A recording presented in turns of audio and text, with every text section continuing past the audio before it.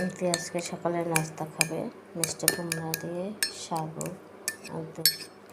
ওর হচ্ছে যে অনেক বাথরুম কষা, এই জন্য আমি হচ্ছে যে মিষ্টি কুমড়াকে সিদ্ধ করে নিয়েছি।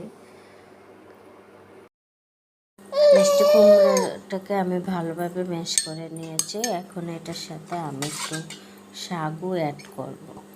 সাগুটাকে এভাবে ভালো মতো জাল দিয়ে ঘন করে নিয়েছি। এটার সাথে একটু সাগু অ্যাড করলাম। সাগু অ্যাড করা হয়ে গেছে।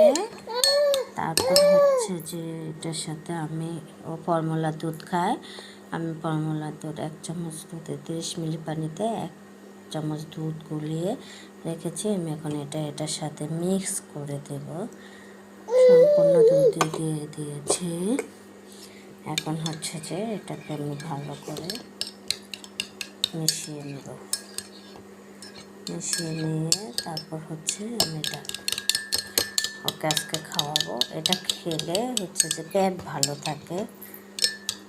অনেকে হচ্ছে কষা হয় বা বাচ্চাদের অনেক সময় বাথরুম কষ্ট হয়, এগুলো ভালো হয়ে যাবে। এটা খাওয়াইতেছি।